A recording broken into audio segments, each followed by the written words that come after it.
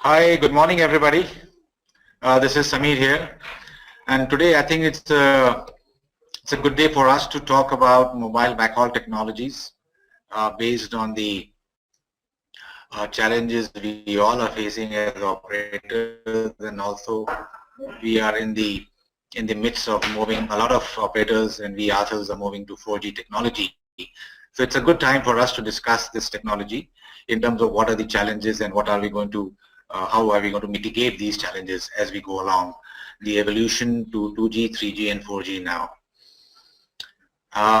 In the overall context, I am going to speak to you on to start with the overview of the Indian telecom industry, where we are, what are the current statistics, what are the key challenges we will face, the key drivers for the data growth, evolution, and then the backhaul requirements, and also we are going to touch upon some cost factors, because that's one of the key factors which we as CTOs and technology guys are very conscious about, which is the cost of the backhaul, cost of the overall service requirements. And then at the end of the seminar, we'll take up some backhaul options. I have some new thing to speak about, new technologies which we are going to use as we go along. And then we conclude with my requirement in terms of what we are going to look at in the next couple of years. And then we will have a Q&A session. So that's the construct for today. So I'm starting on the first telecom industry statistics. Yeah, we are actually in India. We have 22 telecom circles, as we all aware. We have the number of subscribers at the overall level.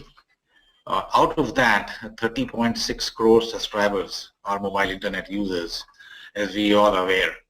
And if we can see some stats here, you will be able to realize that the total wireless subscribers of 103.4, we have urban numbers at 57%, and the balance are the rural level. So rural subscribers are growing, and currently they are 43% in terms of the total consumption in the Indian industry. Now, other thing is internet users in India. We have divided, just for your information, that all India internet band mobile users, and the total number of users we have shown in the presentation. So total internet users in India is 40.2 crores, and which are a good source of consumption, data consumption in the industry. The telecom growth as we go along, I'm just going to show you some numbers starting from December 10 to March 16, which is the latest numbers released by DOT TRAI. Out of the 103.4 wireless customers, we have growing since 2010 is at the rate of 140%. The wireless density in the urban and rural is shown below. Urban is almost 150%, and the rural folks are around 51%. So that's the total tele density of the country. As we move, you can see a very, very significant numbers from the third point which I'm going to speak about, is there are 2.4 times increase in the penetration of the 3G enabled devices, starting from 130 million to 310 million in 2015. So that's a very significant number, and it's actually increasing as we go along in 2016 and 17. And as we launch more 3G and 4G services in 2016, you will see a higher number of 3G enabled devices and also 4G enabled devices in the country. The national average today for 4G devices is around 1.5%. Now, the other factor which is very important from the Indian context is the average data usage per month per per subscriber is for 2G is about 220, and going forward 4G subscribers will consume around 1.4 GB. So that's the estimate we have for the consumption on these three bearers, 2G, 3G and 4G, and significantly, and I feel the estimate of 1.4 GB per sub per month will be beaten down. This is the current estimate as we feel, but as we go along, the penetration of 4G increases, this number of 1.4 will further increase to almost 2.2. Now there's also one more statistics, as I think it's a good interesting number, that 90% of the active Facebook users access account on the mobile. So largely the Facebook users are generally from the mobile side of the business. So that's a very good positive sign for the mobile industry, that all the social networks are largely being accessed from the mobile device.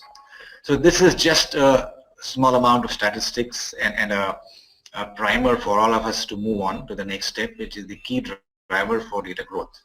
So what are the key drivers? And that's one of the key factors for us in the industry to know, and how it is growing and what are the trending in terms of the next 2 to 3 years.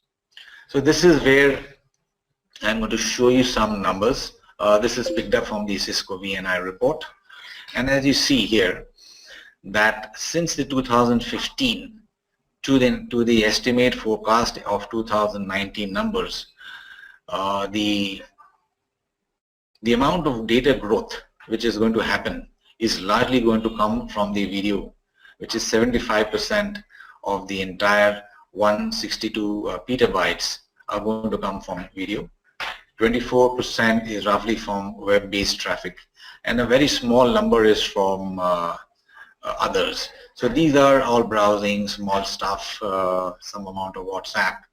So if you see, the industry has grown 12-folds from 2015 to 2019, from the 139 petabytes to almost 1.6 exabyte.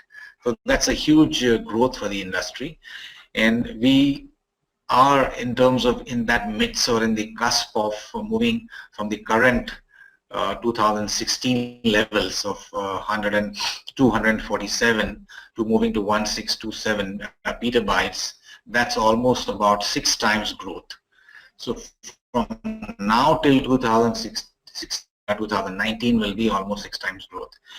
Now the one more very clear factor is that the entire nation, 80% of the population is below the age of 40, and out of that 23% of the population are in the age group of 25 to 40, which is the large amount of people who have the propensity to use data.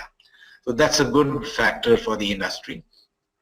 And if you see the rural industry, which I showed you a couple of slides back, is only at 50%, and that has to grow and catch up to the urban consumption, which is still a lot of ground to cover for us, both in terms of penetration and as also in terms of usage. Now, one big factor, not only about the usage, is about which devices are being used in the mobile network. Smart devices are being forecasted to be at the rate of 53%. From the current 24%, they will consume almost 65% or 85% of the mobile traffic, and this is one of the heartening factors, because of the fact that all these smart devices, which is a smartphone or a tablet or a smart device, all will be consuming very heavily as we go along. So that's one of the key factors. Now, data traffic, as I was speaking earlier, that it has to go further, will be based on a large amount of consumption which will come from the 4G LTE network. So as we strengthen both 3G and 4G network, the consumption will go further up. Now, a small amount of traffic, which may be largely concentrated from machine-to-machine traffic, will also grow from the current from 35% to almost 29 to 32 petabytes from 2015 to 2019. Now this looks to be fairly larger as compared to the 12x for the mobile data, because the growth has still not happened in the end-to-end traffic. So it will pick up from next year, moving up to 2019. Yeah, the number is very small, just about 32 petabytes. The consumption will be small, but it will be using a lot of devices, which is connected to the using the IoT, which is the which is where our fridges and our TVs and all our small devices will be connected to the net. So this is going to be a significant factor in terms of the growth of the industry. So MTM traffic, I think, will be a dark horse as we move along. Just to give you some view about how we see the telecom services evolution. You see from the left-hand side of this graph, starting from the current network, 3G, 4G, wireless LAN, fiber to the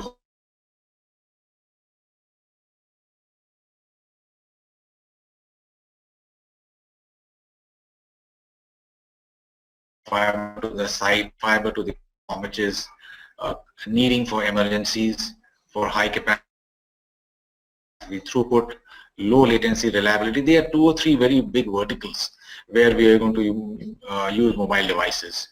The low latency areas are medical care, M2M. For transportation, we'll be requiring connected devices, connected cars, connected metros. That will also be using a lot of capacity.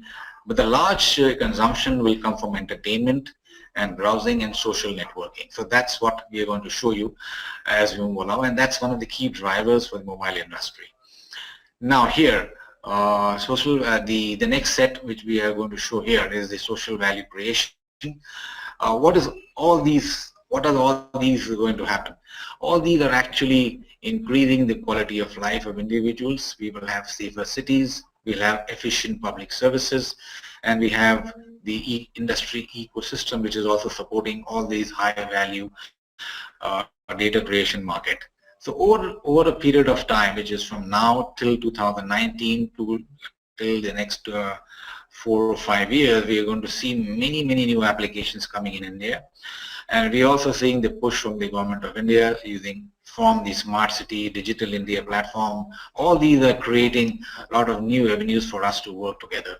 So I would like to qualify that so that we have one network and multiple applications as we go along.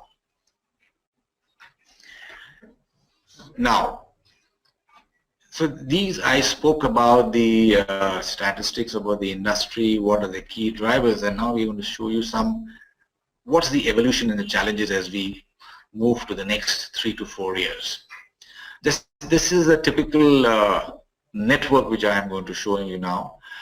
It's a mix of 3G, 2G, Wi-Fi networks, WiMAX networks, and it's a typical diagram where you can see how it is connected.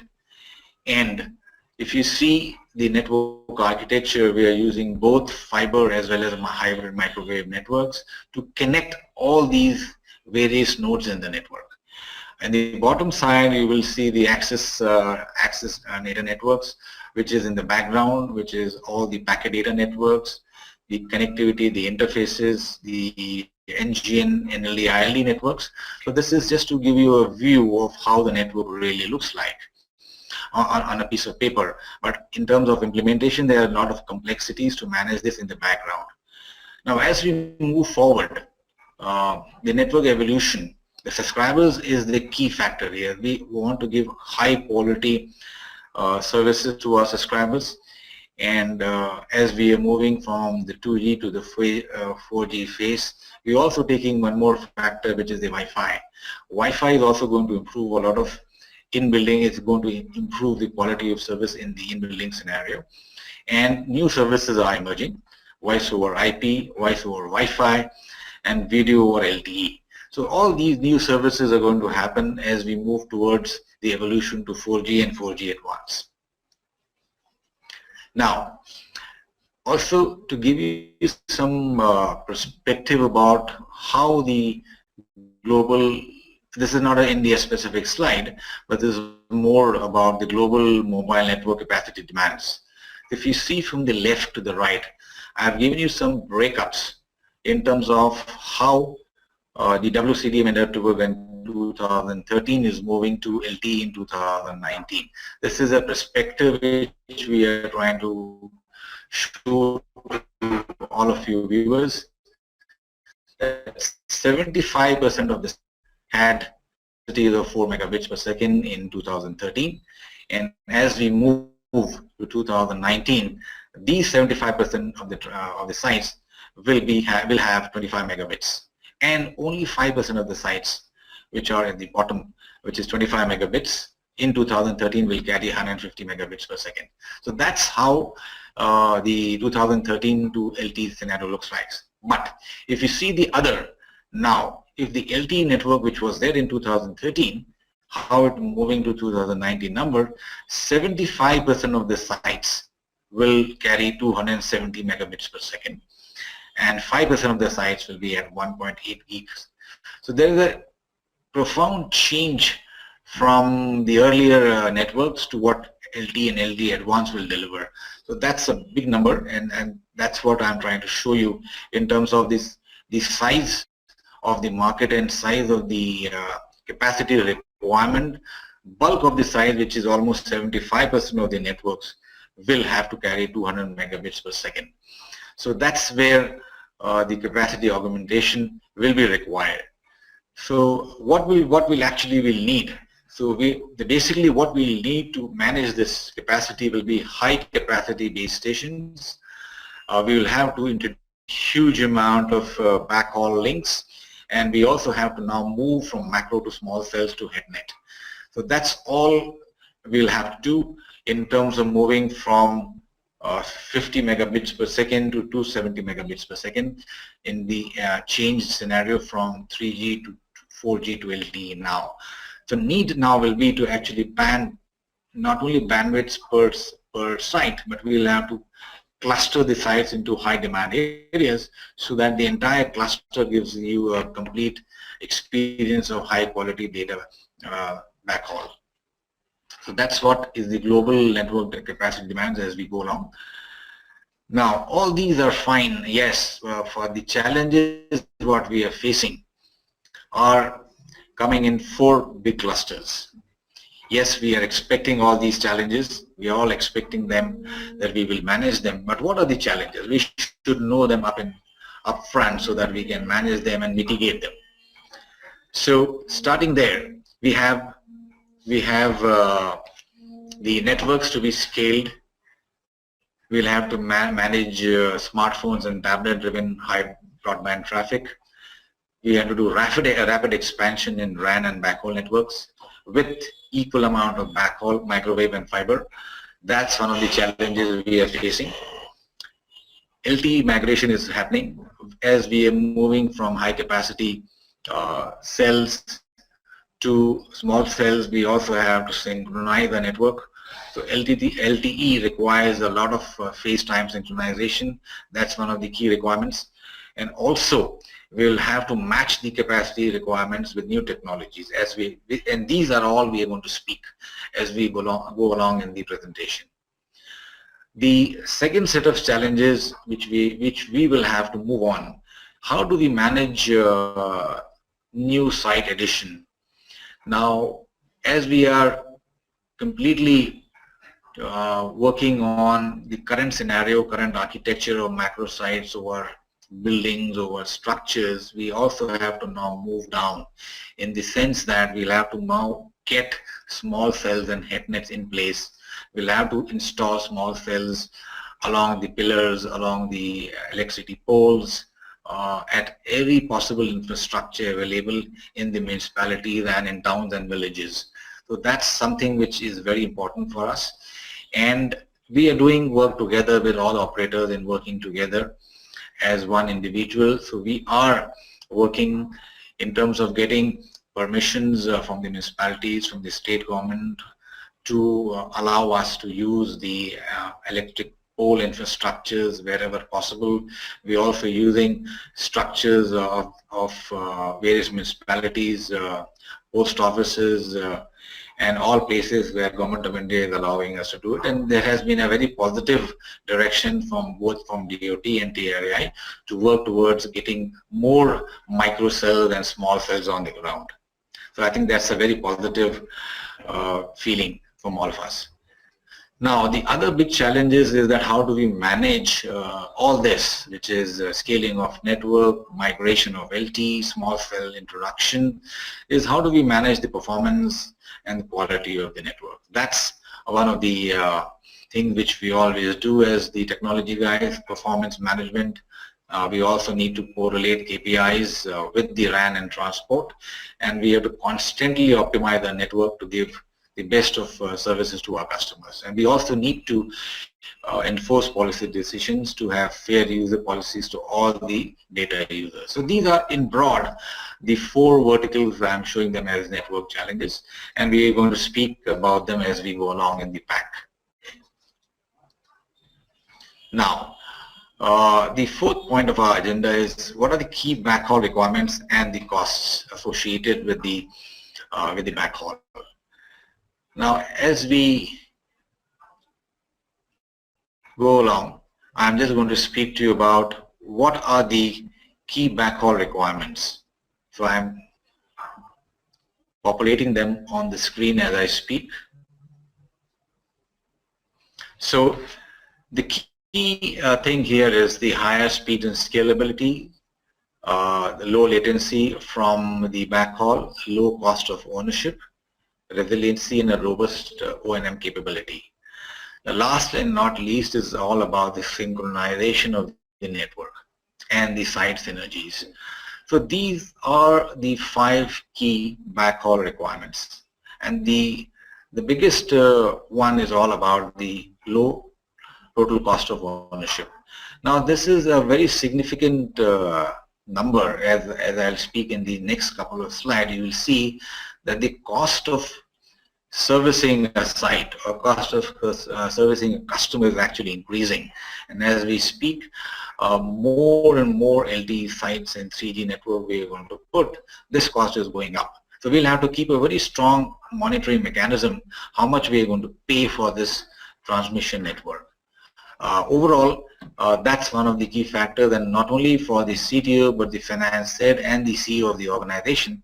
How do we manage cost in terms of keeping the transport cost to the minimum so that we can give quality services and we have a very robust network as well. So these are the 5 key backhaul requirements. Now, if you also see technology-wise, in terms of, you see the lower right half of the slide, I've just given you some parameters. There are 5 of them. I think they're all obvious to for us as the technology guys. That latency from a typical 2G network has dropped from 40 milliseconds to almost 10 milliseconds. That's a huge plus for the industry, and it is used. I think the latency reduces. It gives you a lot of high quality data throughputs. You can also see the per site backhaul requirements. That's one of the key factors which I was saying, from the current 2 to 4 E1s, which is typically required for a 2G network, 2G site, is moving to almost 90 to 180 megabits per second. I'm going to speak to them, speak on these points as we move along, but this is just to give you a broad view in one page to show you how the requirements of backhaul is increasing from 2 E1s to almost 180 to 90 to 180 megabits per second. So keep that in mind as we talk about that in the next couple of slides. Now here is where the typical pie chart or pie is being shown about the cost of backhaul. Now if you see that the backhaul cost is about 10% of the overall network cost. The large part is going in rentals, which is about 36 to 38%.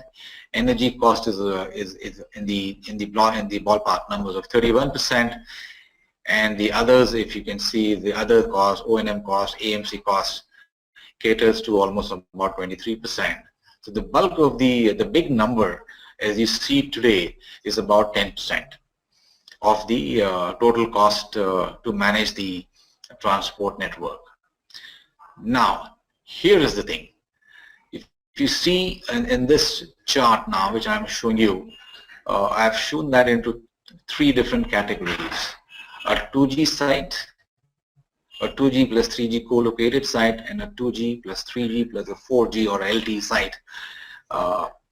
In terms of what are the percentage backhaul OPEX requirement, if you see the numbers, it is actually moving from 20% to 50% as the amount of 4G sites are getting co-located with the current 2G and 3G network. You will see the cost of backhauling that traffic increasing from 20% to 50%. That's a pretty huge number.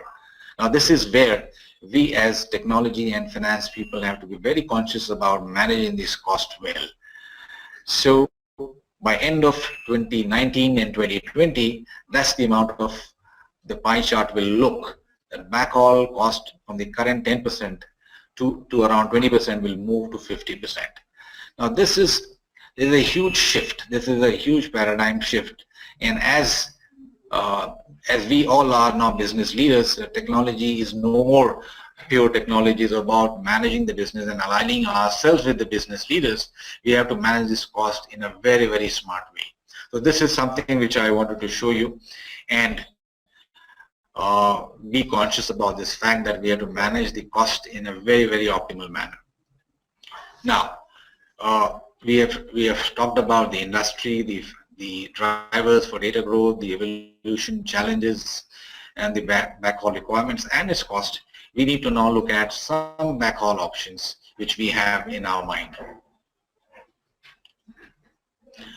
Now I have divided this backhaul option into two parts.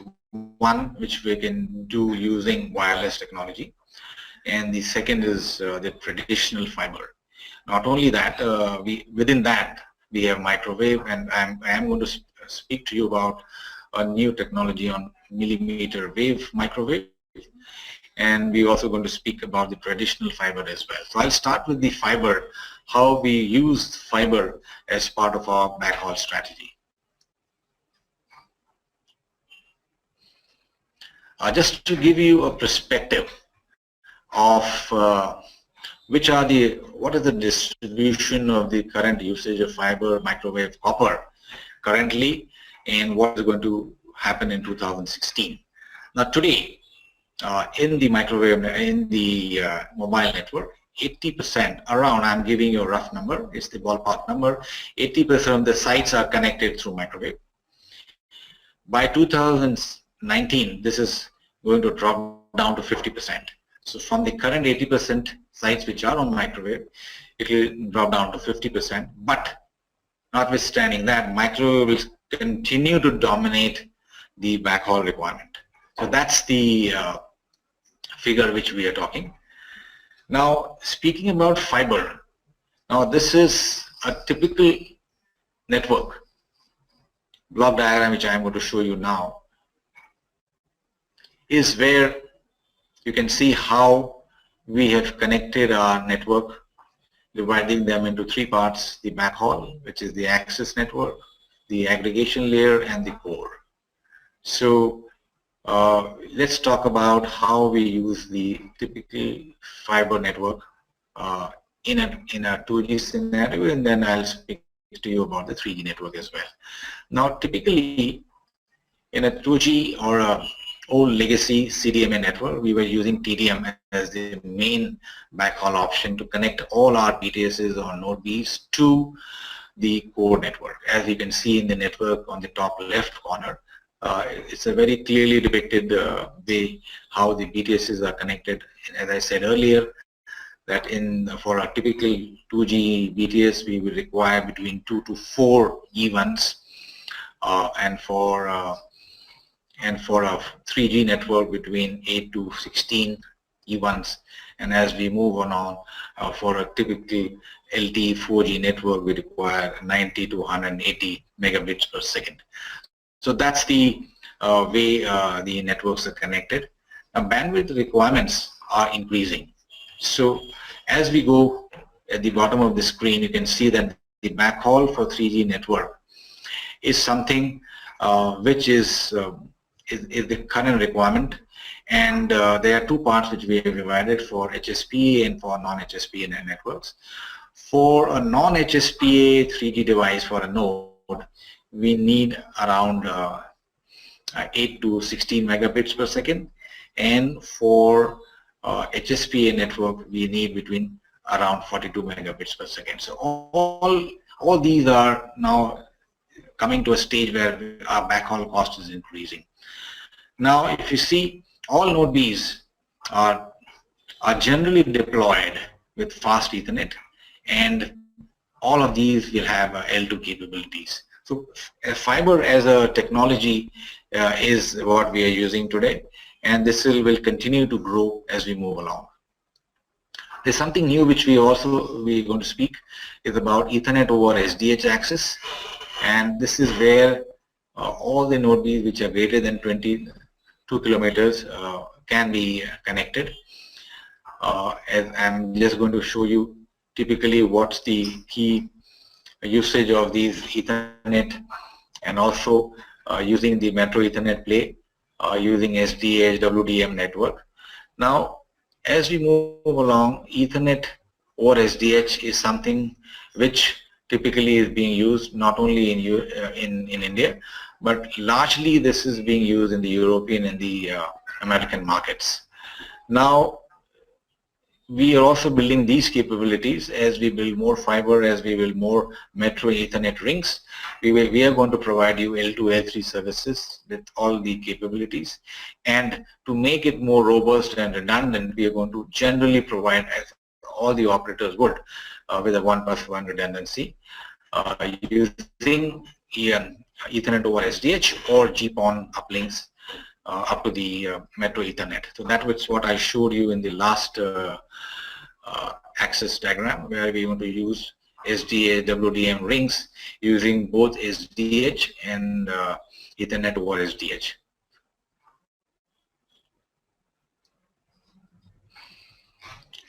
Yeah, this is the next slide is all about why DWDM. I think this is typically we all aware. Just to give you a small brushing our knowledge on that, why do we use DWDM network?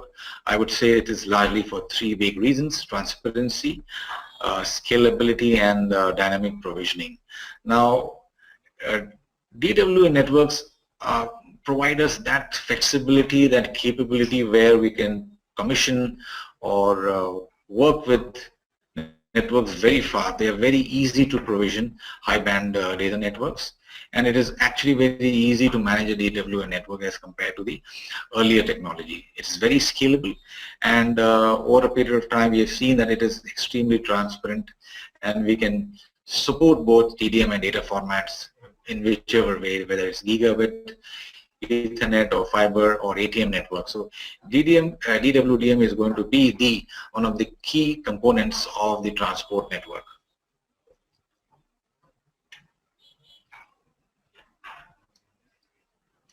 Now one more technology which is gaining access or gaining popularity is GPON. Now GPON is also now being moved to the next level.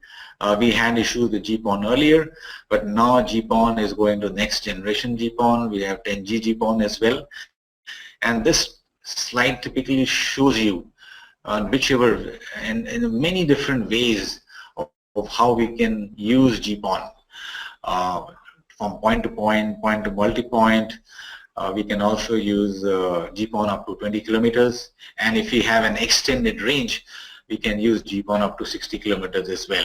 So that's one of the key options we all should consider. And I feel at many places where we have issues of accessibility, GPON is a very, very solid solution and robust solution, and gives us 10G capability up to the OLT level. So we also can use GPON, and we must use GPON as one of the access technologies to connect our nodes with each other. Now this is where it looks very messy, but you can see that over a period of time the networks will evolve to such scenarios. You can see for the access aggregation in the core layers, and using both 2G, 3G, legacy networks, all working together at one point of time. So we will continue to use 3G network in the country, in India, because of the fact that voice is predominantly a large usage of our network. So the voice is huge. In some networks, so data has gone up to 20 to 25% of the total market, but voice is still going to be the big bread earner for the telecom organizations. But as we move along, it's actually coming down. But as we see the evolution, we will see all these three technologies, all the three bearers, 2G, 3G, and 4G working together in one mess. So this is how the whole thing will look. But this is where the efficiency and troubleshooting and the competencies of the technology guy comes through. How do we manage all the three bearers in a typically connected network? This is how it will look, and this is how it looks today as well, which is typically showing you all the transport layers. I'm concentrating more on the transport because we have the agenda today is how do we speak and how do we manage the backhaul. So this is where typically you can see the network, Ethernet network, IP MPLS, HDH.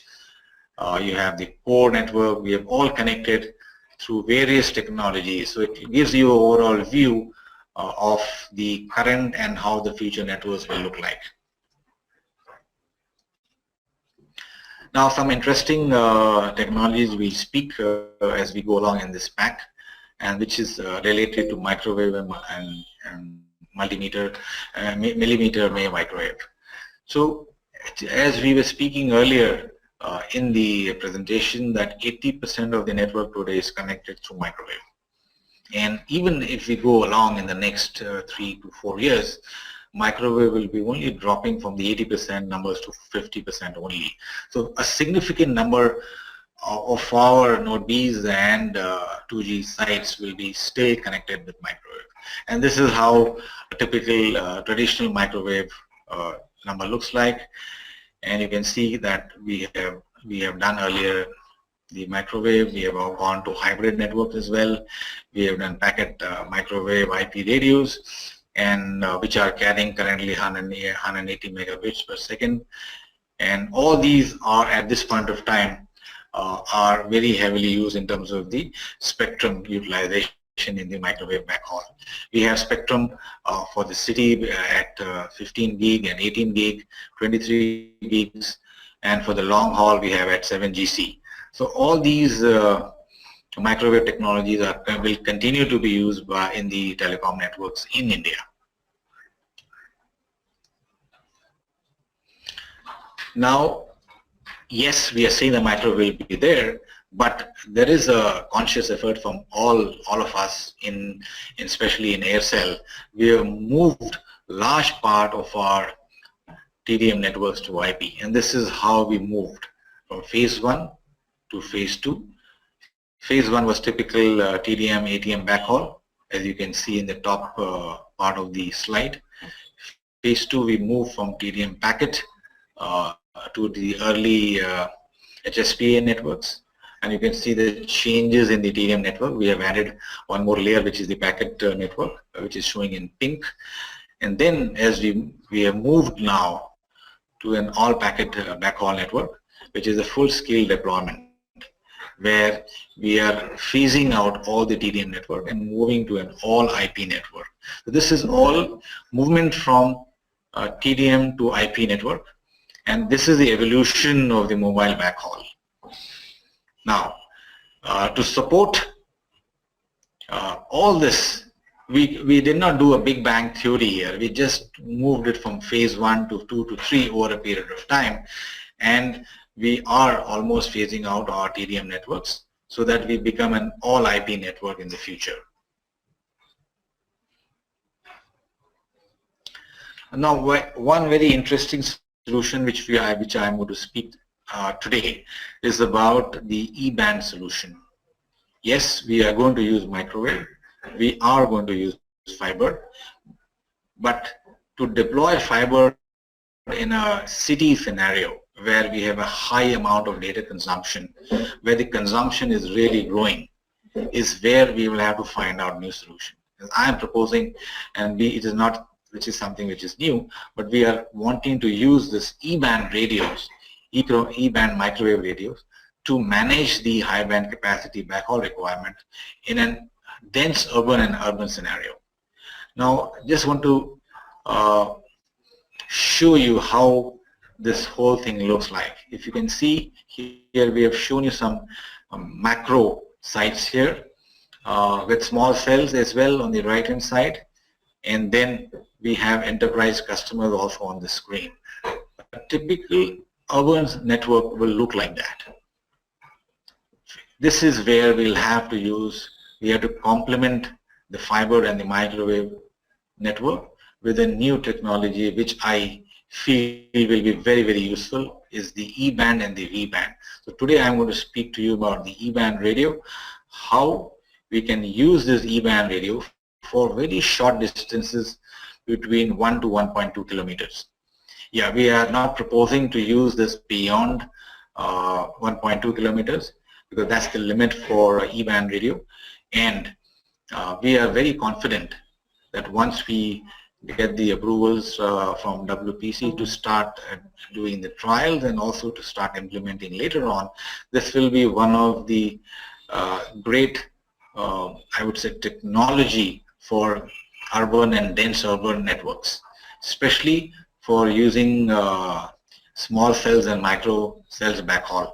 So this is where we will be using E-band radio, and also we could use this in a very different way of connecting this using this Fibre interface interconnect. So we can have a small, we can have a typical macro site with a baseband unit, and we can have multiple RRUs connected using E-band radio. So this is what we are also proposing for part of a solution for backhauling high capacity networks and high capacity node Bs.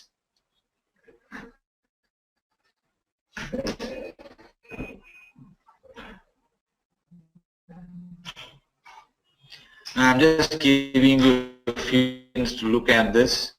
You can change in microwave technology over the last 3-4 years. We have moved from in the modulation techniques. We've also done a lot of IPification of the networks, and we are using different radio technology, especially MIMO 44R networks, and all these will be requiring a high amount of backhaul capacity, and this is where we see that E-band and V-band will be really, really useful in the days to come.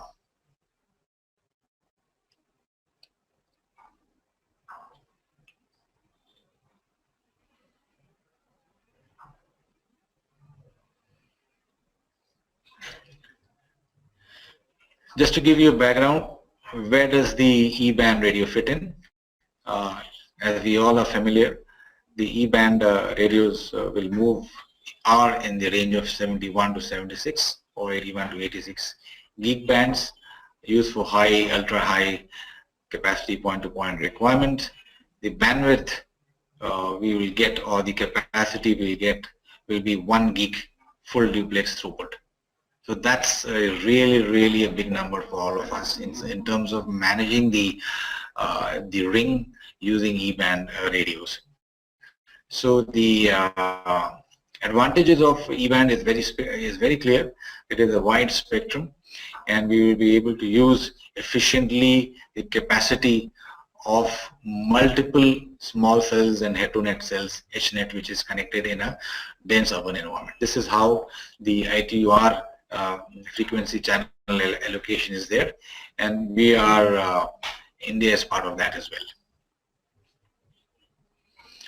Now, not only we are thinking of using E-band in the way which I spoke about in terms of connecting high band, high capacity cell requirement in a typical ring, we also feel, I also feel that we could also use that to connect through a single baseband unit to multiple sites with top mounted RRUs We can do that in slums in large cities. We could do that in typical large highways running within the city. Like you can see, an example I can give you is NH8 in New Delhi, Gurgaon. It moves from the airport and crosses almost 50% of Gurgaon is covered by NH8. So we can have small cells on the highways using BBU at a macro site and connecting using the E-band radio. The third application which I propose is also that we can use in a typical highly dense and congested areas in a city. We can say that the low-lying area where we have very dense usage, but where we can't find sites to put on, where we don't even have a structure of even 2 or 3 floors. So all one-floor buildings, one-floor hutments, we can use in that area as well. So we can use the same CPRI interface and trying to use a single BBU. We can have nodal large base stations, or you can use baseband hotels in a place, and then you can distribute the traffic using RIUs as well. So this is typically, I feel, and I believe that all these applications and all these case studies will happen in the next 2 to 3 years using E-band radios. The capacity is pretty good there, 1 gig, which is really a dream for all of us as engineers. Now, just before I conclude the discussion, I just want to give you a perspective about why we are talking so much on the cost of broadband and of the backhaul. The issue which is coming up very clearly is the over a period of time, till the time we were the revenues and the traffic was matching. As much as revenue we were able to generate out of the traffic, we were happy till the time it was a Y-centric market. But as we are moving all along, we can see that the revenue and the traffic is decoupling. Very clearly from the chart which I am showing you, it's nothing new which I am showing. It is just to remind all of us that we have to be extremely cost conscious about how we actually manage our backhaul costs. Now, all telecom operators, include ASL, having this issue of the revenues getting decoupled from the traffic. Traffic is increasing, but revenue is not matching that number. And that's why I'm consciously putting the slide for all of us to understand that we need to manage our cost in such a way that we manage our traffic in a very balanced way, so that we do not have the pressure of managing our network cost in a very, very non-optimal manner. So I feel that this slide is very important from the technology perspective, because it gives us a constant awareness that we must be conscious about controlling the cost as we move along, especially as we are moving from 2G to a 4G network, where I had shown you that the cost is going to exponentially increase to almost 50% of our total network cost. Conclusion, I'm going to how I'm going to manage a backhaul successfully. So I'm just putting you 3 very clear numbers. The capacity gap, I'm starting with that point number 2. The capacity gap that we see today will continue to grow exponentially over the next 3, 4, 5 years. And this is where we need to manage our cost. Challenges of the industry is very clear. The data is expanding, voice is not growing as enough, and hence it's very, very important for us to manage the entire transport technology, more importantly, how we manage the cost as well. So as we move towards the 220 year of 220, the fiber, just to give you a solution, that the unified backhaul solution will continue to use fiber, continue to use microwave to almost 50%, and we also have to start using millimeter wave, which is V and E band radios majorly in the urban areas, for us to manage high density, high capacity used networks in not only in metros but in small towns as well, where we have concentrated data usage in large pockets, and I think this number is also growing pretty high. So to give you a perspective, no solution, whether it's microwave or millimeter wave or fiber, addresses all the needs, but we have to find and tailor make our solutions based on the highest value we get out of every technology. Whether it's fiber, maybe fiber is suitable for in some areas, yes, we should continue using that, and in some particular patches and sections or in circles, we will have to continue to use microwave. So every technology has got its pros and cons, and we need to weigh them against the business requirements and how we can see that we should decouple and make the revenue, the cost and the revenue working together, so that we can have a very good balance in terms of managing our EBITDA targets. So I think as technology leaders, I can say that we need to have a open view in terms of a unified backhaul solution using fiber, microwave, and millimeter wave. In all these scenarios, we can also use GPON, as I suggested earlier.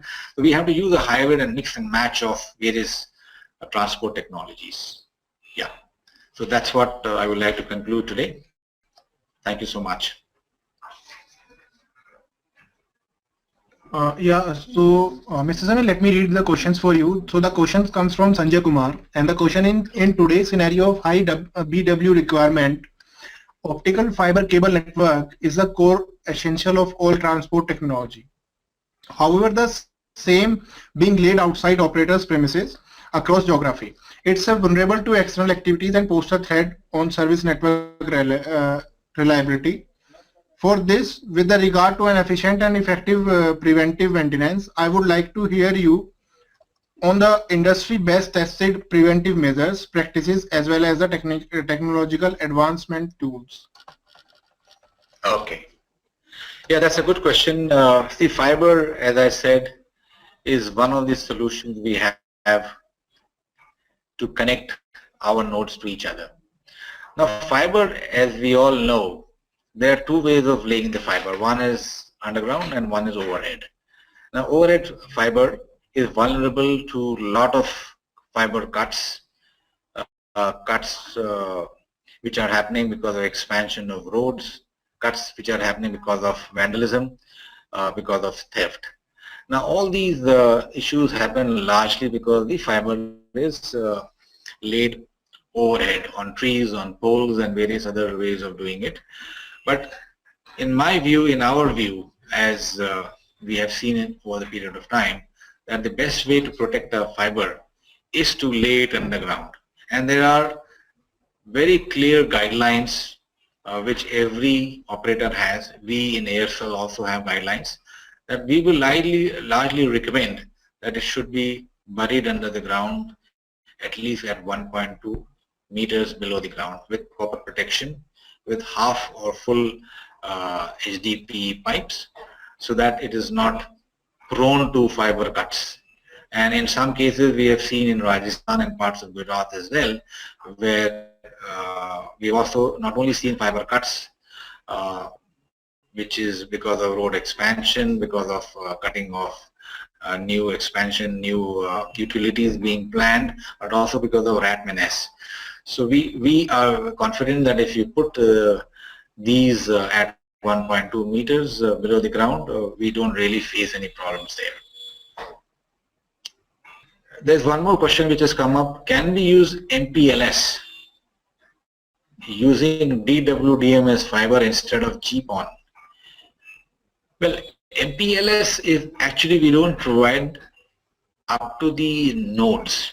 MPLS is in the aggregation layer or at the core network.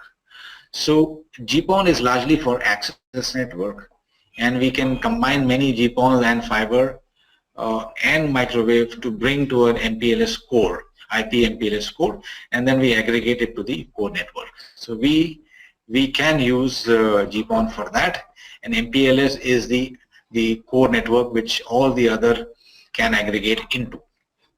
There's one more question which has come up. Is expected that you will touch upon the OTN and ROADM technology, which will give more capacity capacity on a pair of fiber. Yes, optical transport network and ROADM technologies, we have been using it for now ages. So at this point of time, yes, this is we are using three-layer protection. We also use both these networks, both these technologies, so that we can get higher. I did not speak about that because this is the current technology or the current features we already use in our fiber network.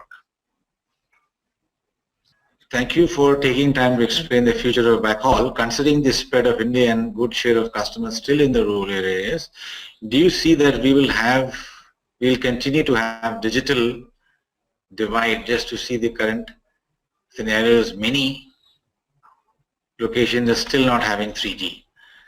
Yeah, I think this is a good question to ask.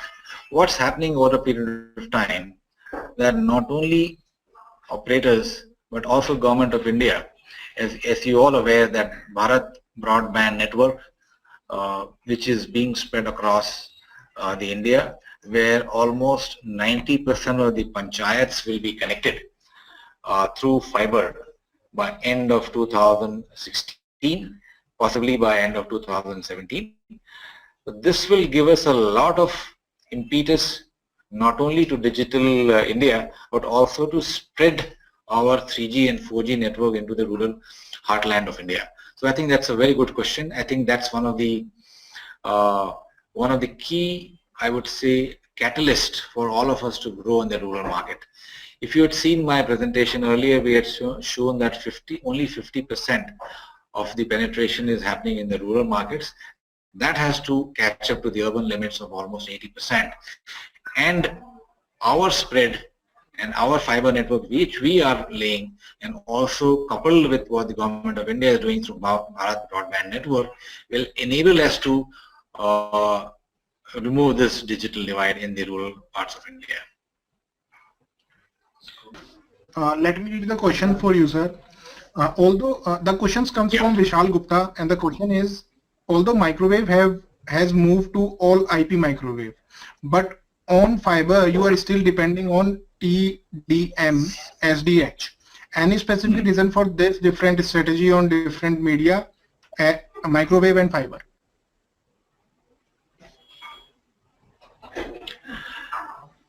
See, microwave and fiber we have, Vishal. The microwave is where let us take the case of Gurgaon, or let's take Mumbai or Lucknow or Jaipur for that instance. We are currently using large amount of microwave at 15 GC, at 18 GC, possibly in somewhere we have 23 GC as well. So at all these places where we are not able to connect our nodes or our BTS in node B using fiber, because fiber we'll have to lay the fiber, we need to have right of way, especially in intra-city networks. We are finding it difficult to get right of way at this point of time, and hence we continue to use microwave, both 15, 18 and 23, to connect our nodes to the nearest FNP location, which is fiber node point, and from there we make a ring, and from the ring, which we call it the aggregation layer, we connect to the core network. So we will have to use both fiber as well as microwave, depending upon the situation, of depending upon case-to-case basis. Now, if that's on the urban side, well, let's go to the villages and towns where we have already laid a fiber and it is going along the highway or a rural road. We connect using a short distance microwave, or we lay fiber to those 3 or 4 sites using a single fiber node point. So there it is much easier as compared to the urban locations. So the next question is from Saurabh Malhotra, and the question is, how has revenue and traffic in data world decoupled compared to voice, as even data is priced on per KB or per MB?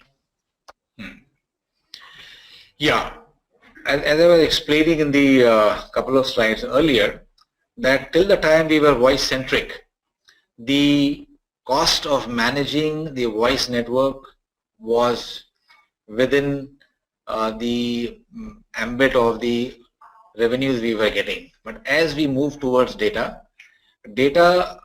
revenues are not matching the cost we are incurring on the backhaul and also on the new technology we'll have to adopt. So we'll have to put a new 3G site or an LTE site.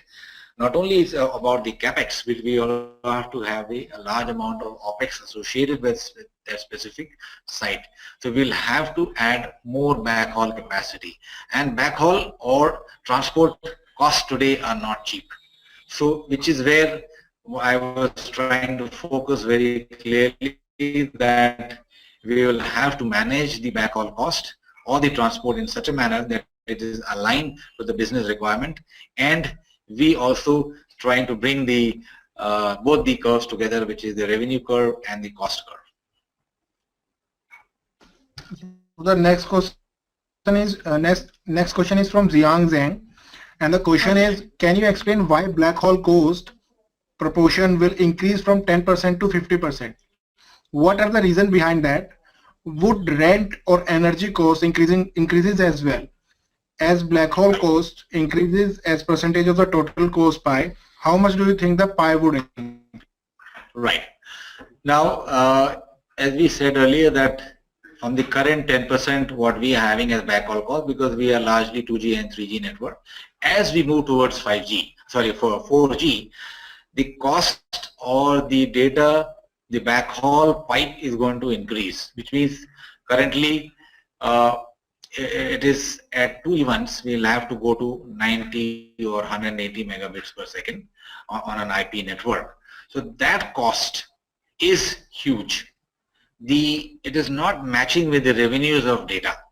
So the cost is going to go up from that perspective. Also the rental and a bit amount of fuel cost also go up. Now, fortunately, 4G networks or the 4G Node Bs or E-Node Bs are not fuel guzzlers as 2G networks were.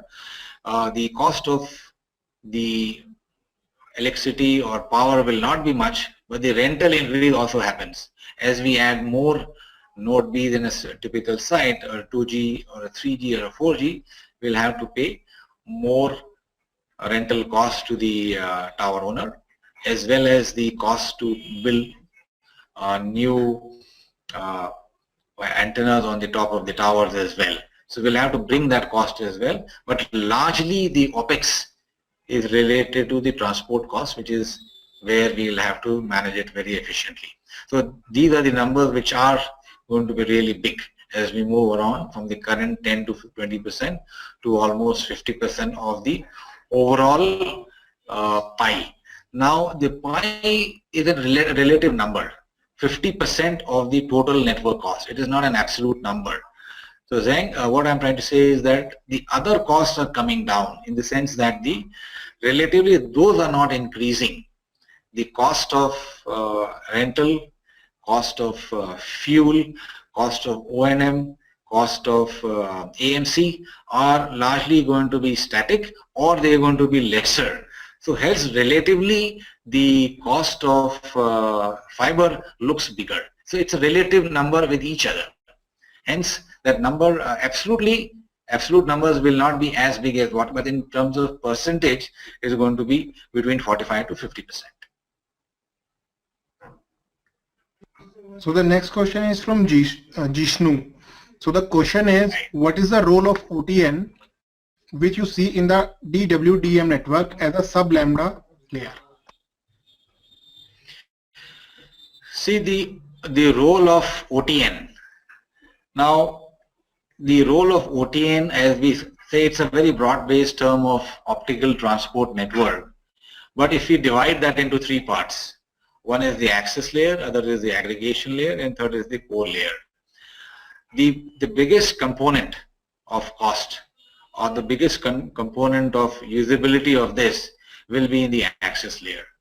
Access and to a bit in the aggregation layer. the cost in the core network is largely managed. We will be able to manage that in a fairly good manner, in a reasonable manner, but the cost of managing the OTN layer, optical transport layer, and the access and aggregation will be slightly expensive. So we'll have to be very conscious and very, very aware how do we manage this cost. So the next question is from Ramakant Gupta. And the question is, data traffic is expected to increase down the line, but it's not converting into expected revenue. What are the main factors, and will it be worth to go for V and E band solution as it will increase cost further? Yeah. So Ramakant, here is the question. Here's the answer to your query. The cost of data is not matching the revenues are not matching the cost. Now the reason behind this is that we will have the pipe for every node B and E node B is going to be increasing almost 6 to 7 folds. Now the cost to manage this is high. Now whether we use fiber has got its own challenges. We have to dig fiber, we have to pay right of way, and also the other cost, if we have to balance it, is with using E band and V band radio. We'll have to balance which one is more suitable and more cost effective.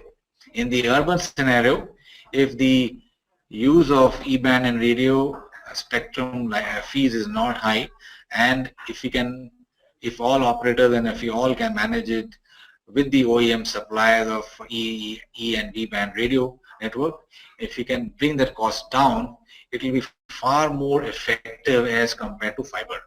Now fiber has got challenges in terms of laying. It takes time to lay the fiber. It has got the vulnerability of getting it cut. Whereas in E band and V band, we have a very nice clean network, and it gives you a huge capacity of 1 gig.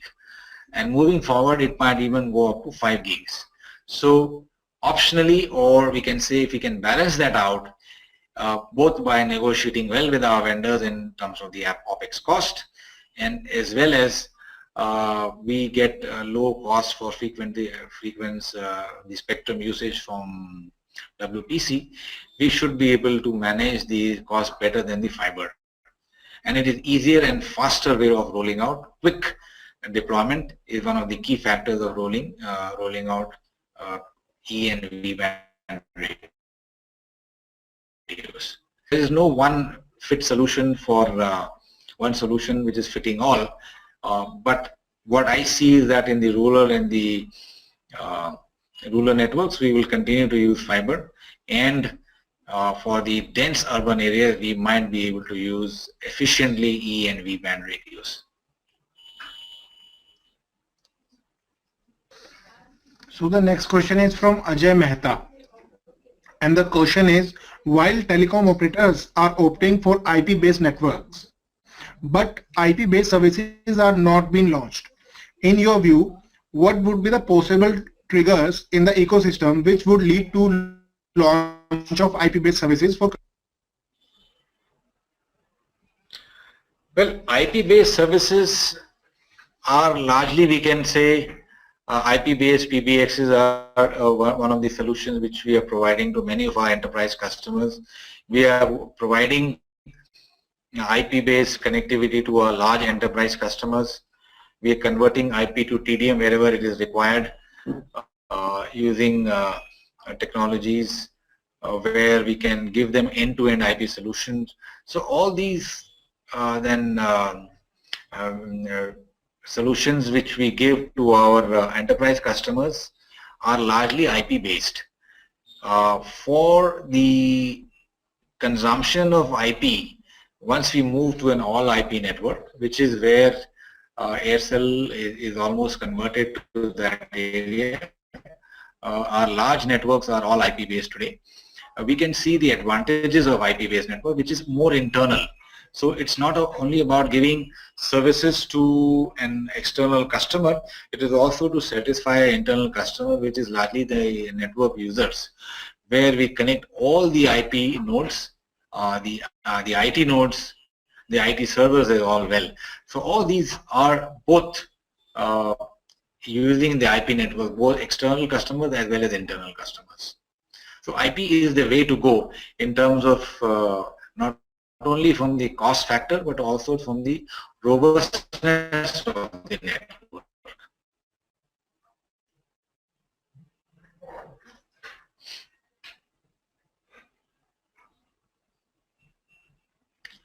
So do we have any more questions, or I think we had a fairly good discussion on the various technologies, backhaul technologies, the cost options, and we had a good Q&A session as well. To conclude this session, I can only say that at this point of time, we as engineers and as technology leaders, we have to keep our minds open in terms of using various hybrid technologies, fiber, microwave, millimeter wave, to use effectively our arsenal and use them for the benefit of the organization, and also to give quality services to our customers.